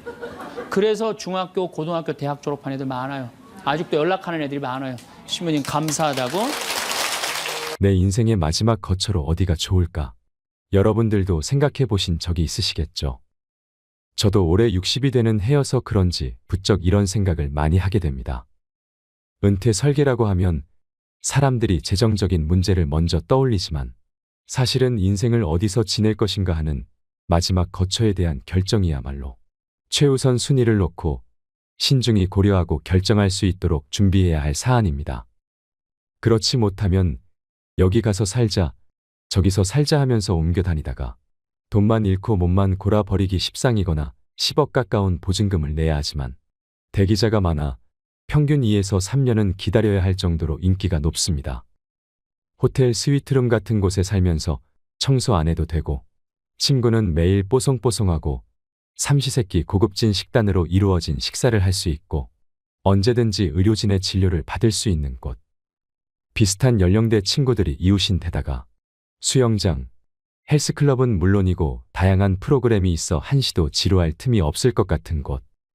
서울 도심이나 인근 도시에 자리 잡고 있어 외출도 자유로울 뿐만 아니라 가족들도 교통체증 없이 수시로 찾아올 수 있는 이곳은 낙원으로까지 비춰질 수 있습니다. 이런 생각으로 호텔식 실버타운에 들어간 70대 초반 부부가 있습니다. 입주를 위해 방문했던 실버타운은 그야말로 천국과 같았습니다. 내부의 수영장과 헬스클럽은 물론이고 소극장에 도서관, 당구장, 탁구장, 노래방에 방문한 가족들과 모임을 가질 수 있는 고급 레스토랑, 그리고 스카이라운지에 와인바까지 있어 자신이 좋아하는 재즈를 들으며 이웃 친구와 늦도록 담소를 나눌 수 있겠다는 생각에 부부는 서둘러 입주를 했습니다. 이게 5년 전의 일입니다. 이곳에서 나중에 거동이 불편할 때라도 보살핌을 잘 받으며 자식들에게 부담 주지 않고 여생을 보내면 되겠구나 하는 생각에 마음까지 홀가분해졌다고 합니다. 첫 몇 개월은 그야말로 구름 위를 걷는 기분이었습니다. 사실 실버타운 안에 있을 때는 호텔 같은 방 안에서 많이 지냈고 시설을 본격적으로 이곳저곳 이용하기보다는 외출해서 친구들을 만나 자랑하기 바빴기 때문에 여전히 방문객처럼 지냈습니다. 입주 후 들뜬 몇 개월이 지나자 점점 일상의 무게에 짓눌리기 시작했습니다. 호텔급 셰프가 만들어준다는 진수성찬도 하루 이틀이지 질려서 매일 먹기엔 물렸습니다. 그러다 보니 부엌에서 직접 요리해 간단하게 먹는 날도 많아졌습니다. 부와 연륜을 쌓으며 성공한 인생을 일군 소위 상위 1%에 들어가는 사람들과의 지적인 대화를 기대했지만 허무한 착각이라는 것을 깨닫는 데는 그리 오래 걸리지 않았습니다. 자신과 같은 관심거리를 갖고 있는 사람을 실버타운에서 찾기 어려웠을 뿐만 아니라 모여서 하는 이야기를 들어보면 대개는 끝없는 자기 자랑과 자식 자랑만 늘어놓기 일쑤였습니다. 밥 한 끼를 먹으러 식당에 내려가려 해도 옷을 외출할 때처럼 차려입고 나가야 했습니다. 안 그러면 분위기를 해친다는 말이 나오기 때문이었습니다. 옛 친구를 만나 이런 하소연을 했더니 대뜸 이런 말을 하더라고요. 아니, 뭐 하러 그렇게 비싼 돈 내고 그런데 들어가서 사냐. 호텔은 그냥 여행 가서 잠깐씩 다녀오면 되는 거고 그곳에서 제공하는 서비스라면 내가 사는 주상복합 아파트와 별반 다르지도 않아. 나도 아파트를 나와서 엘리베이터 타고 내려가면 온갖 식당들이 한 빌딩 안에 있고 헬스클럽에 병원에 목욕탕에 커피숍과 슈퍼마켓도 있고 빵집도 있고 그 정도는 건물 밖에 나가지 않아도 살 수 있어. 우리도 그래. 그래, 당구장도 있다, 야. 너네 실버타운에 치과 있어? 우리 건물에 치과도 있어. 이 70대 부부는 실버타운 생활 2년 만에 그곳을 나왔습니다. 이 과정을 거치면서 깨달은 것은 나이가 들어도 남녀노소가 한데 어울려 지내는 환경 속에서 사는 것이 최고이고 두 다리가 성한 건강한 노인이 비싼 돈을 내면서 노인들만 모여 사는 실버타운에 들어가면 더 빨리 늙는다는 것이었습니다. 실제로 65세 이상 성인들에게 여전히 건강하다면 어느 곳에서 살고 싶냐는 질문에 응답자의 83%가 현재 살고 있는 집에서 계속 산다는 답변을 선택했습니다. 거동이 불편하게 되었을 때는 어떻게 하고 싶냐는 질문에서도 전체 응답자의 55%가 돌봄 서비스를 받으면서 현재 살고 있는 집에서 계속 살고 싶다고 답했습니다.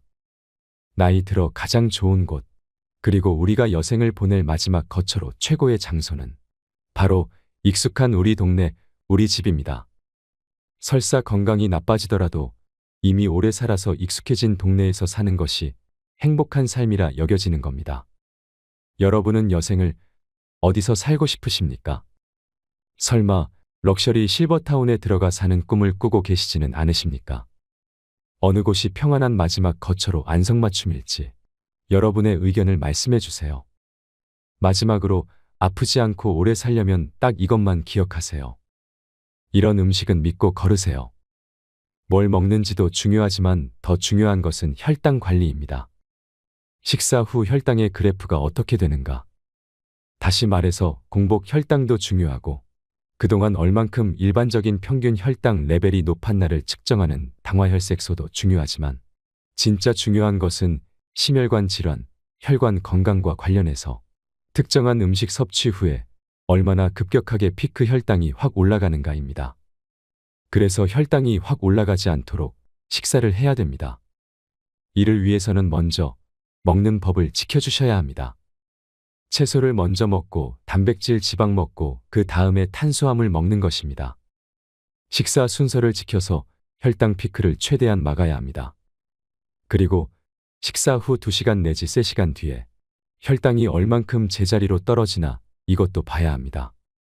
인슐린 저항성이 생기면 혈당이 올라갔다가 2시간, 3시간, 4시간이 지나도 아주 천천히 떨어집니다. 그렇게 되면 그게 이미 당뇨병은 아니어도 당뇨 전 단계라고 봐야 합니다. 당뇨 전 단계는 몇 년 뒤 당뇨병으로 갈 확률이 엄청나게 높습니다. 그래서 혈당 관리를 목표로 음식물을 현명하게 고르셔야 합니다. 혈당을 올리는 설탕, 흰쌀밥은 독입니다. 특히나 배고픈 상태에서 갑자기 쌀밥 한 숟갈을 입에 넣고 그 다음에 반찬을 먹는 것보다 배고파도 채소나 고기를 먼저 드시고 그 다음에 쌀밥을 드시는 것이 더 낫습니다. 흰쌀밥보다는 현미가 좀 혈당 피크가 덜 나오기 때문에 저는 현미를 권장드립니다. 그런 식으로 음식을 골라서 드시기 바랍니다. 그리고 언제 먹느냐가 중요합니다. 하루 중 무얼 먹느냐보다 더 중요한 건 언제 먹느냐입니다. 음식은 우리 신체 리듬에 맞춰서 먹어야 합니다. 그리고 잠자는 것도 중요합니다. 잠을 푹 자야 됩니다. 그러려면 최소한 4시간 전에는 식사를 끝내셔야 합니다. 내가 오늘 밤 10시에 잔다 그러면 6시에 식사를 마쳐야 합니다. 6시부터 식사해서 7시에 끝나면 11시부터 주무셔야 합니다. 11시부터 7시간에서 8시간 주무시는데 이 패턴을 지켜야 합니다. 이것이 진짜 중요합니다. 우리 몸의 리듬과 식사가 신체의 흐름을 방해하지 않아야 합니다. 그래서 야식은 진짜 안 좋습니다. 8시에 식사 끝내고 10시에 잔다. 배부르니까 빨리 잔다고 해도 잠이 깊이 안 듭니다. 위장이 굉장히 에너지를 많이 써서 소화시켜야 되기 때문입니다. 그래서 거의 위장이 비워진 상태에서 공복 상태에서 잠을 자야 되는 것입니다. 이걸 잊지 마세요. 그래야 깊이 잘 수 있습니다. 잠을 깊이 못 자시는 분들의 공통점이 꼭 주무시기 전에 와인 한 잔, 맥주 한 잔 드시는 겁니다. 몸에 알코올이 들어오면 알코올이 각성제 역할을 합니다. 밤새 술 마셨다, 이런 경험들이 있으실 텐데요. 그게 어떻게 가능할까요? 알코올을 섭취하면 잠이 안 옵니다. 아닌데 술 한 잔 먹으니까 잠이 좀 오던데 하는 분들도 계실 텐데요. 그건 술 취하는 초반에만 잠깐 그렇습니다. 잘 생각해보면 술 한 잔 먹고 주무시면 술 취해서 주무셨다가 새벽에 깬 분들 많을 겁니다. 그러니 주무시기 전에 술을 드시는 것은 피하셔야 합니다. 그리고 우리가 아침에 일어나서도 한두 시간 이상 공복 상태를 유지하는 게 건강에 진짜 중요합니다. 아침에 일어나자마자 식사하시는 게 아니라 되도록이면 아침은 드시지 마세요. 아침 먹지 말라 그러면 반대하는 사람이 엄청 많습니다. 하지만 아침을 챙겨 먹는 것이 언제부터 생긴 줄 아시나요? 20세기에 들어와서 9시까지 출근해야 하는 공장 노동자, 사무실 노동자가 생긴 이후에 생긴 겁니다. 그때 토스트라는 게 생겼습니다. 그리고 노동자들을 위해서 재미란 게 생겼습니다. 당분을 번복해서 혈당을 확 올려주는 것입니다. 이게 영국 공장 노동자들이 하던 것인데 그게 아침으로 발달된 것입니다. 아침에 일어나자마자 시원하게 오렌지 주스 드시면 절대 안 됩니다. 혈당이 팍 오릅니다. 그런 위험한 짓 하지 마세요. 꼭 아침을 드셔야 되면 계란이나 아보카도 같은 음식을 드시는 게 좋습니다. 평소에 간헐적 단식을 해야 합니다. 운동을 꾸준히 하신 분들은 공복이 12시간만 돼도 세포 자가포식 현상이 생깁니다. 세포 자가포식은 몸에 열량이 안 들어오니까 우리 몸이 내 몸 세포를 분해해서 에너지원을 확보합니다. 지방세포일 수도 있지만 단백질, 지방, 우리 몸의 여러 가지 장기 세포들을 분해해 버립니다. 그런데 근육세포는 잘 분해를 안 합니다. 왜냐하면 우리 신체가 굶으면 운동해야 된다는 걸 알기 때문입니다. 그래서 근육세포는 안 건드리고 다른 세포를 건드려서 스스로를 잡아먹습니다. 정말 우리 신체는 매우 똑똑합니다. 낡은 세포, 노화된 세포, 기능이 떨어진 세포를 먼저 잡아먹습니다. 그래서 세포 자가포식을 자꾸 하면 젊어집니다. 신체 기능이 올라가게 되는 것입니다. 머리도 잘 돌아가게 되겠지요. 치매 예방도 됩니다. 12시간 만에 그런 효과가 생긴다는 말입니다. 그러면 12시간이 지나서 16시간까지 한 4시간 동안 자가포식이 일어난 다음에 점심 식사를 한다. 그때는 진짜 마음껏 드셔도 됩니다. 탄수화물, 지방, 단백질. 그냥 몸이 원하는 대로 드시면 됩니다. 다만 순서는 지켜주세요. 탄수화물을 나중에 드셔야 합니다. 그리고 저녁 때 또 마음껏 드세요. 하루 2끼를 마음껏 드세요. 그러면 평소 드시던 하루 3끼 먹던 열량을 다 먹을 수 있습니다. 즐겁게 맛있게 다 드실 수 있습니다. 굶을 필요 없습니다. 열량 소비 줄일 필요 없습니다. 그런데 무슨 일이 생길까요? 젊어지고 체지방률이 쭉쭉 내려가는 걸 느낄 수 있을 겁니다. 근육량은 올라가는 걸 느낄 겁니다. 간헐적 단식하는 것이 참 좋습니다. 72시간, 48시간 단식을 하면 세포 자가 포식 현상이 더 많이 생기겠죠. 여기서 재밌는 최근 연구 결과가 하나 있습니다. 12시간 만에 자가 포식 현상이 생기려면 평소 운동을 많이 해야 됩니다. 근력 운동을 유산소 운동을 해야 합니다. 그런데 운동을 안 하죠. 운동을 안 하신 분은 36시간 굶어야 자가 포식이 생기기 시작한다고 합니다. 그러니까 운동은 단식의 효과를 올리는데도 커다란 도움을 줍니다. 운동하기 싫으시면 딱 한 가지만 알아두세요. 운동의 중요성은 여러 가지가 있지만 하나는 꼭 염두에 두시기 바랍니다. 우리 몸 건강은 미토콘드리아와 매우 관련성이 높습니다. 그런데 운동을 꾸준히 하시면 미토콘드리아의 숫자도 늘고 미토콘드리아 효율성도 높아집니다. 기능이 좋아집니다. 제가 강조하는 운동 중 하나는 존투 운동입니다. 젖산 역치를 유지하는 운동입니다. 근력 운동을 하면 젖산이 쌓인다. 젖산 때문에 통증이 생긴다. 근육도 생긴다. 이런 얘기를 들으신 적이 있을 것입니다.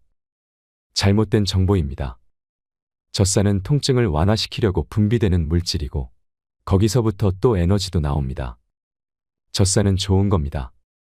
그 젖산이 쌓인다는 건 내가 운동할 때 내가 사용하는 산소량보다 들이마시는 산소량이 부족할 때, 즉 내가 내 몸에서 심폐 기능을 처리하고 공급하는 산소량은 이만큼인데 지금 당장 근력 운동해서 써야 되는 산소가 이만큼이다 하면 산소 부채가 생기는 겁니다.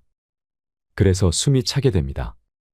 그런데 존투 트레이닝은 이걸 맞춰주는 겁니다.